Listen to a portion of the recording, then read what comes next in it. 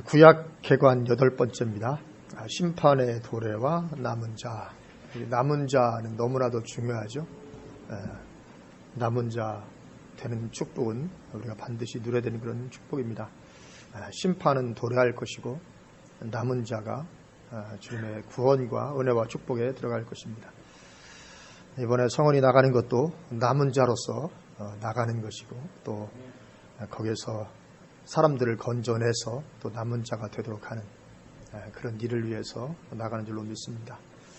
하여튼 은혜로 기름 부어줘서 뭐 SM으로 1년 나가서 무슨 큰일을 하겠습니까? 큰일을 할 수는 없는데 그렇다 할지라도 가서 한 영혼만이라도 은혜를 받고 건짐될 수 있다면 엄청난 것이거든요. 천하보다 한 영혼이 더 귀하다.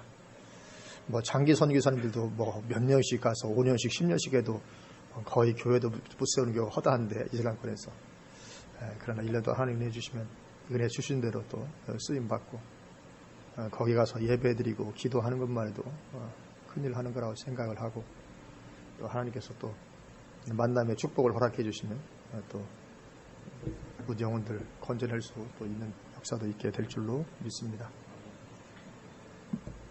될 줄로 믿습니다. 또 기도 많이 하면 더 될 줄로 믿습니다. 인생은 하나님 안에서 하나님과 함께 살도록 창조가 되었습니다. 우리가 항상 잊지 않을 것은 우리의 창조 목적이죠. 하나님께서 하나님과 함께 살도록 인생을 지으셨습니다. 그래서 하나님의 형상을 따라 하나님의 모양을 닮은 하나님을 닮은 모양대로 이렇게 만드셨다. 그렇게 말씀을 하고 있습니다. 그 진리가 그러하기 때문에 인생에 하나님을 떠나서 살아갈 수는 없습니다. 하나님을 떠나서 살아간다면 그 삶은 곧 심판과 멸망에 들어갈 뿐입니다. 그래서 로마서 8장에서도 너희가 육신대로 살면 반드시 죽을 것이라도 영으로서 몸 행실을 죽이며 살리니 그렇게 말씀합니다. 너희가 육신대로 살면 이것은 하나님 없이 살아간다는 뜻이죠. 하나님 없이 그냥 자연인으로 육신대로 살아가면 반드시 죽을 것이다. 심판과 멸망에 들어갈 것이다. 이렇게 말씀합니다. 그런데 에덴 동산에서 인류가 쫓겨난 후에 인류는 점차 하나님을 떠나서 육신으로 사는 삶으로 전락해 갔죠. 육신대로 살면 반드시 죽을 거라고 말씀하는데 온 인류가 다 육신으로 전락해 가게 됩니다. 경건한 셋의 후손들도 가인의 후손들과 섞이며 그렇게 동화되어 갑니다. 따라서 이 심판이 이를 수밖에 없죠. 그래서 하나님의 심판을 부르는 이 육신의 삶은 특별히 악하게 사는 것을 말하는 것이 아닙니다. 특별히 악하게 살아서 심판하시는 것이 아니고 하나님을 떠나 사는 육신의 삶 자체가 하나님 보시기에 악한 것입니다. 예수님은 홍수로 멸망했던 노아 시대 사람들의 삶의 특징을 누가복음 17장에서 4가지로 말씀하죠. 먹고 마시고 장가들고 시집가더니 그렇게 말씀합니다. 그렇게 사는 게 육신의 삶입니다. 먹고 마시고 장가들고 시집가고 이렇게 살면서 하나님 잊어버리고 사는 게 육신의 삶입니다. 또 불의 심판으로 멸망했던 롯의 시대 사람들에 대해서도 먹고 마시고 사고 팔고 심고 집을 짓더니 그렇게 말씀합니다. 하나님 없이 그저 육신만을 위해 그렇게 살아가는 것입니다. 하나님 앞에서 아무 의미 없는 존재가 되어버린 것입니다. 창조주 하나님 보시기에 가장 악한 거죠. 물론 그렇게 하나님 없이 육신대로 살아가는 삶은 반드시 그 삶의 열매로 온갖 죄악들을 가득 또 맺히게 되죠.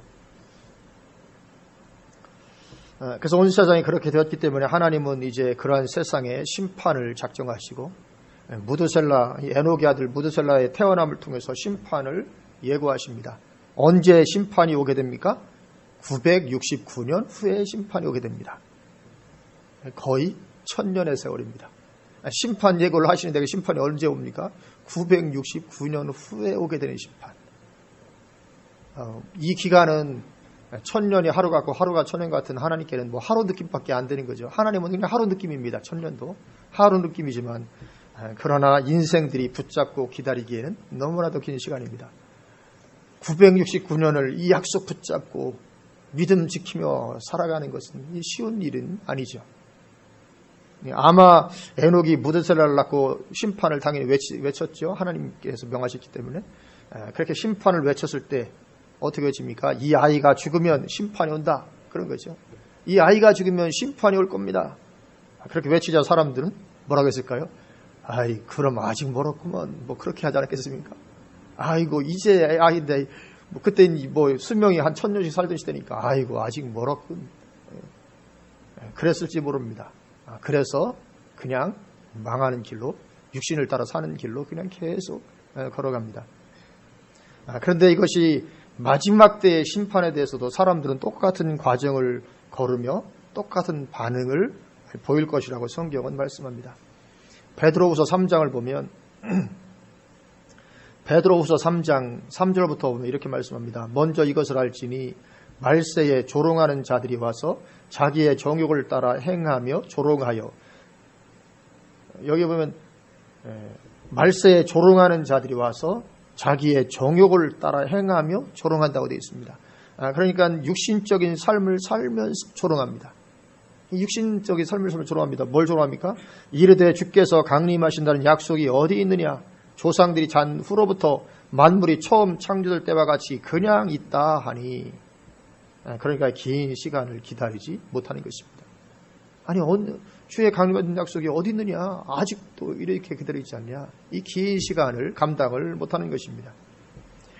이는 하늘이 애초부터 있는 것과 땅이 물에서 나와 물로 성립된 것도 하나님의 말씀으로 된 것을 그들이 일부러 잊으려 함이로다. 이로 말미암아 그때의 세상은 물이 넘침으로 멸망하였으되 이제 하늘과 땅은 그 동일한 말씀으로 불사르기 위하여 보호하신 바 되어 경건하지 아니한 사람들의 심판과 멸망의 날까지 보존하여 두신 것이니라. 사랑하는 자들아, 주께는 하루가 1000년 같고 1000년이 하루 같다는 이 한 가지를 잊지 말라. 잊지 말라고 말씀합니다. 하루가 1000년 같고 1000년이 하루 같은. 주의 약속은 어떤 이들이 더디다고 생각하는 것 같이 더딘 것이 아니라 오직 주께서는 너희를 대하여 오래 참으사 아무도 멸망하지 않고 다 회개하기에 이르기를 원하시느니라. 하나님은 오래 참으신다고요. 사람들을 회개하고 돌아올 수 있도록. 그래서 노아 시대에도 하나님은 오래 참으셨습니다. 그러나 주의 날이 도둑같이 오리니 그 날에는 하늘이 큰 소리로 떠나가고 물질이 뜨거운 불에 풀어지고 땅과 그 중에 있는 모든 일이 드러나리로다. 아멘. 그렇게 말씀합니다. 그러니까 마지막 때에도 노아 홍수 심판의 때와 다를 바가 없을 것이다. 그렇게 말씀을 하고 있습니다. 여전히 똑같이 심판의 말씀을 조롱하면서 육신의 삶을 살아갑니다. 마지막 때도 에이, 뭐 그 어디 있어? 육신대로 살고 그렇게 죄 가운데 있으면서 그렇게 조롱하는 이런 시대가 될 거라 그렇게 말씀을 하고 있습니다. 그래서 예수님도 주님의 때는 주님의 재림의 때는 노아의 때와 같고 롯의 때와 같으리라 그렇게 말씀을 하시던 거죠. 심판의 예고를 받아들이지 않고 그저 육신대로 살아가는 시대가 마지막 때에도 될 것이다. 그렇게 말씀을 하셨습니다. 그래서 그렇게 돌이키지 않고 육신을 쫓아 살아가는 것은 멸망으로 들어가게 되는 사람들의 삶의 특징입니다. 반드시 그렇습니다. 육신대로 살면 반드시 멸망으로 들어갑니다. 교회 안에도 얼마든지 그런 일들은 많이 있을 것입니다. 마지막 때. 그러나 멸망으로 들어가지 않고 남은 자가 될 사람들이 있습니다. 그 사람들의 특징 무엇입니까? 마치 내일이라도 하나님의 심판이 임할 것처럼 그렇게 임박한 종말관, 임박한 종말신앙을 가지고 하나님을 추구하며 살아갑니다. 남은 자의 특징입니다. 에이, 뭐 많이 남았지, 뭐 올해는 그런 식으로 생각하지 않고 내일이라도 올 수 있다 생각하는 마음으로 임박한 종말신앙을 가지고 살아갑니다. 에녹이 바로 그랬죠. 에녹도 무드셀라가 태어났을 때 알았지만 그러나 심판은 아직 멀었구나 그렇게 생각하지 않고 바로 그때부터 하나님과 동행하기 시작합니다. 바로 그때부터 아이가 태어나자마자 바로 그때부터 하나님과 동행하기 시작합니다. 뭐 많이 남았겠지 그런 생각을 전혀 가지지 않고 300년간을 그 후로부터 흔들림 없이 이어갑니다. 1년 지나고 10년 지나고 50년 100년 지나고 200년 300년 지나도 여전히 똑같은 자세로 여전히 그렇게 하나님 앞에서 그 어떤 임박한 이 종말신앙을 가지고 살아가는 것입니다. 그 삶의 모습에 하나님이 감동하시고 그냥 바로 불러 올리신 거죠. 그런 자세를 가진 사람이라야 소망이 있는 것입니다. 아직 멀어서 하고 방탕하게 살다가는 반드시 심판과 멸망으로 들어가게 됩니다. 사도 바울도 임박한 종말신앙을 가지고 살았습니다. 사도 바울도 당대에 하나님께서 마치 재림하실 것처럼 예수님 재림하실 것처럼 그런 신앙을 가지고 살았습니다. 그래서 그는 육신을 쳐서 복종시키는 삶을 살았고 당대의 땅끝까지 복음을 전하고자 했습니다. 그러면 주님 재림하시는 거죠. 땅끝까지 복음 전을 재림하시는 거죠. 사도 바울은 당대의 주님의 재림을 볼 것처럼 그렇게 달려갑니다. 그래서 복음이 전해진 곳은 전혀 거기는 전하려고 하지 않고 바꿔 어쨌든 복음이 안 전해진 곳 어쨌든 해서 땅끝까지 결국은 그래서 로마서에 보면 내가 서바나까지 너희에게 거쳤다 들렸다가 내가 서바나까지 가리라. 이 서바나가 어디입니까? 서바나는 성원이 바로 위에가 서바나죠. 스페인을 말합니다. 스페인, 이베리아 반도, 스페인과 포르투갈이 있는 당대에는 땅끝이라고 여겼던 왜 거기를 넘어서면 이제 대성이니까 그 자리 뭐 땅끝이죠. 땅끝이라고 여겼던 그곳까지 당대의 복음을 전하기 위해서 사도 바울이 달려갑니다. 임박한 종말신앙을 가지고 살았습니다. 예수님도 제자들에게 문을 열어주려고 기다리는 종과 같이 종말신앙을 가지고 살라고 당부하십니다. 이거 종말신앙을 말씀하는 거죠. 누가복음 12장에 나오죠. 누가복음 12장 35절부터 보면 이렇게 말씀합니다. 허리에 띠를 띠고 등불을 켜고 서 있으라. 종말신앙의 자세입니다. 항상 그러라는 것이죠. 허리에 띠를 띠고 등불을 켜고 서 있으라. 너희는 마치 그 주인이 혼인집에서 돌아와 문을 두드리면 곧 열어주려고 기다리는 사람과 같이 되라. 주인이 와서 깨어있는 것을 보면 그 종들은 복이 있으리로다. 내가 진실로 너희에게 이르노니 주인이 띠를 띠고 그 종들을 자리에 앉히고 나와 수종들리라. 엄청난 축복이거든요. 주님 재림하셔도 우리에게 그렇게 해주시겠다는 것이거든요. 남은 자 깨어있는 자들에게 어마어마한 지금 축복의 말씀을 하고 있습니다. 주인이 혹 2경에나 혹 3경에 이르러서도 종들이 그같이 하고 있는 것을 보면 그 종들은 복이 있으리로다. 2경과 3경은 어느 시간입니까? 에이, 뭐 오기는 뭐가 와 이럴 시간이거든요. 늦은 시간. 그러니까 뭐 심판이 길어도 여전히 그 자리 가운데 동일한 자세를 가지고 서 있는 거죠. 그렇게 하고 있는 그같이 하고 있는 것을 보면 그 종들은 복이 있으리로다. 너희도 아는 바니 집주인이 만일 도둑이 어느 때 이를 줄 알았더라면 그 집을 뚫지 못하게 하였으리라. 그러므로 너희도 준비하고 있으라. 생각하지 않은 때에 인자가 오리라 하시니라. 그렇게 말씀합니다. 너희도 준비하고 있으라. 다른 말로 하면 늘 임박한 종말 신앙을 가지고 살아라. 그런 뜻입니다. 내일이라도 주님 재림하실 수도 있다는 그런 자세를 가지고 우리가 살아야 될 줄로 믿습니다. 이게 하나님과 동행하는 신앙이고 남은 자 된 신앙의 특징입니다. 절대로 방탕하지 않습니다. 절대로 육신을 따라서 자기를 방임하지 않습니다. 깨어있는 삶을 늘 살아가는 것이죠. 그 신앙이 복입니다. 에녹이 바로 그렇게 했습니다. 무드셀라의 나이가 아직 어리다고 대강 살지 않았습니다. 뭐 지금은 좀 여유롭게 이렇게 뭐 하다가 나중에 이런 자세를 결코 가지지 않았습니다. 늘 심판을 인식하고 살았던 거죠. 그래서 남은 자 신앙의 대표적인 특징을 가지고 있습니다. 에녹과 노아의 신앙은 남은 자 신앙의 대표적인 특징입니다. 그렇게 무드셀라의 태어남을 통해서 홍수 심판이 예고되고 이제 800여 년의 세월이 흘러갑니다. 사람들은 어떻게 됐을까요? 점점 더 하나님의 심판에 무관심해 갔죠. 800년이나 지났으니까. 하나님이 이제 최종적 예고를 하십니다. 한 번 더 한 번 더 주님 사랑하셔서 한 번 더 예고를 하시는 것입니다. 이제는 969년이 아니라 120년입니다. 노아를 통해서 이제 120년 후에 이제 심판이 올 것을 예고하십니다. 첫 번째는 무드셀라가 눈에 보이는 예언이었다면 이제는 거대한 방주가 눈에 보이는 예언입니다. 말로만 하지 않고 눈에 보이는 무드셀라는 살아있는 걸어다니는 하나님의 어떤 예언의 말씀이었습니다. 노아의 방주는 거대한 노아의 방주 누구나 다 쉽게 볼 수 있는 이게 노아의 방주는 눈에 보이는 예언입니다. 그래서 이 120년의 기간이 이제 최종적으로 주어지게 됩니다. 그런데 이 120년이라는 기간도 인생들이 약속 붙잡고 기다리기에는 긴 시간인지 모릅니다. 120년도. 그래서 노아의 가족들 외에는 아무도 언약 붙잡고 사는 자가 없었죠. 이것은 마지막 심판 때의 상황이 어떠할지 예측이 되는 그런 장면입니다. 지금 심판 멀었다고 생각하면서 육신을 따라 사는 그리스도인들은 결국 돌이키지 못한 채 심판에 들어가게 되고 말 것입니다. 나중에 돌이킬 기회가 주어지면 좋겠지만 그렇게 되지 않을 가능성이 상당히 큽니다. 미련한 5처녀를 통해서 보여주는 것이 바로 그것이기 때문에 그렇습니다. 미련한 5처녀의 특징은 미리 준비하지 않았다는 것이죠. 미리 준비하지 않았습니다. 평소의 삶은 그냥 육신을 따라 살았습니다. 물론 주님이 온다는 그 사실 자체는 알았죠. 등불 준비했죠. 사실 자체는 알았습니다. 온다는. 노아 시대 사람들도 그런 건 다 들어서 알고 있던 거죠. 어떤 지식적으로는 어렴풋이 알지만 거기에 전혀 자기 삶에 반응하지 않고 그냥 육신을 따라 살아가는 것입니다.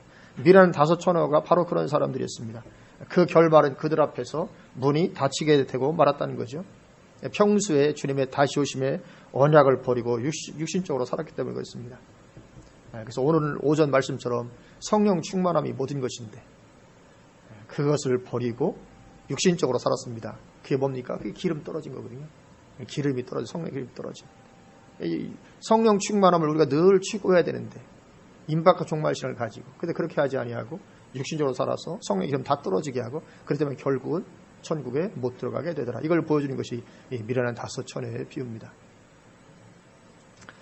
그래서 이 심판이 멀었다고 생각하고 지금 동행하고 깨어있지 않으면 나중에 돌이키게 될 가능성이 없게 될 수도 있는 것입니다. 그렇게 심판이 이제 도래하는데 그런 심판의 도래에도 하나님은 여전히 언약을 이어나갈 남은 자를 항상 남겨두십니다. 남은 자는 항상 하나님 남겨두십니다.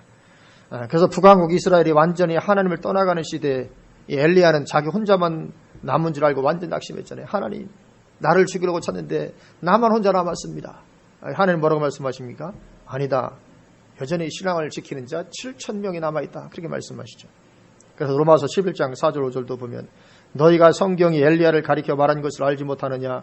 그가 이스라엘을 하나님께 고발하되 주여 그들이 주의 선지자들을 죽였으며 주의 제단들을 헐어버렸고 나만 남았는데 내 목숨도 찾나이다 하니 그에게 하신 대답이 무엇이냐. 내가 나를 위하여 바알에게 무릎을 꿇지 아니한 사람 7,000명을 남겨두었다 하셨으니 그런즉 이와 같이 지금도 은혜로 택하심을 따라 남은 자가 있느니라. 아멘. 지금도 은혜로 택할 자와 남은 자가 있다. 이렇게 말씀을 하고 있습니다. 어느 시대나 엘리야 시대에 7,000명, 노아 시대에 8명 소수지만 하나님 남겨두시고 그렇게 항상 남은 자는 있는 것입니다. 우리도 남은 자 되어야 될 줄로 믿습니다. 그때 가서 이럴 줄 몰랐어 이러면 안 됩니다. 요즘 보니까 영국 사람들이 요즘 그러긴 반을 보였다고 이게 그런 것이었어. 요즘 뉴스 보니까 그래요. 그렇게 국민 투표 해가지고 그 브렉시트가 통과가 됐잖아요. 이제 EU에서 탈퇴하기로 하고 나서 그러고 나서 이제 돌아가는 상황을 보니까 탈퇴하자마자 갑자기 뭐 파운드 박질 치죠. 증시 뚝뚝 떨어지죠. 뭐 일절 어떻게 이런 막이 하니까 나는 지금 찬성표는 던졌는데 난 이럴 줄 모르고 내가 던졌다고 이런 얘기가 나오더라고요. 내가 이럴 줄 알았으면 안 들리겠어요. 근데 그래서 지금 투표 다시 하자. 재투표.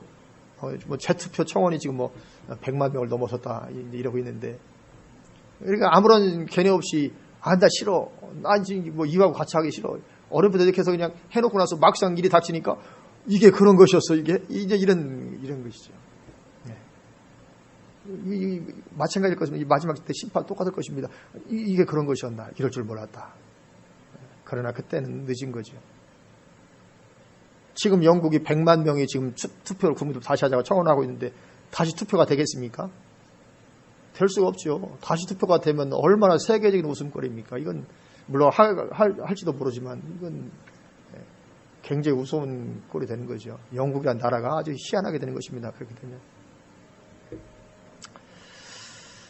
그래서 하나님은 항상 남은 자를 이렇게 남겨두시는데 그런 남은 자가 우리가 되어야 되는데 그런 남은 자가 되는 것도 역시 전적인 하나님의 은혜입니다. 내가 잘나서 남은 자 되지 않습니다. 전적인 하나님의 은혜로 남은 자도 됩니다. 그래서 로마서 11장 5절에서도 그런 지기와 같이 지금도 은혜로 택하심을 따라 남은 자가 있느니라. 그렇게 말씀합니다. 은혜로 하여튼 하나님의 은혜 아닌 것이 없습니다.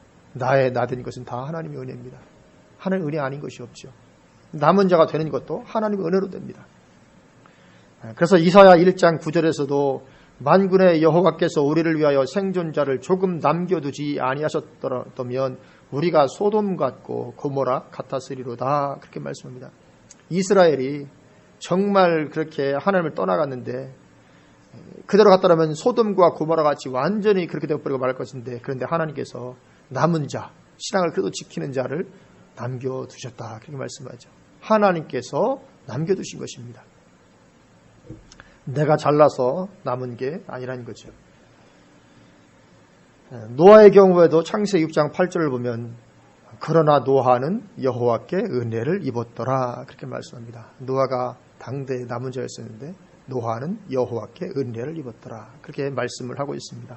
이 은혜로 되어진 것입니다. 하여튼 하나님의 은혜로 됩니다. 그래서 우리는 하나님께서 은혜를 주실 때 그 은혜를 붙잡고 그 은혜 속으로 들어가야 되는 것이죠. 보라 지금은 은혜 받을 만한 때요, 보라 지금은 구원의 날이로다 인 것입니다. 은혜 받고 구원 받는 것입니다. 모든 것이 하나님의 은혜입니다. 하나님의 은혜로 되어지는 것이지만 그 하나님의 은혜에 내가 반응하지 않아도 되어지는 것은 아닙니다. 항상 같이 갑니다. 하나님의 부어주신 은혜와 나의 반응이 같이 가는 것입니다. 그래서 그렇게 하나님께 은혜 부어주실 때 우리는 그 은혜 붙잡고 그 은혜 속으로 들어가는 것입니다. 그리고 지금 하나님께서 우리에게도 그런 은혜를 주고 계신 줄로 믿습니다.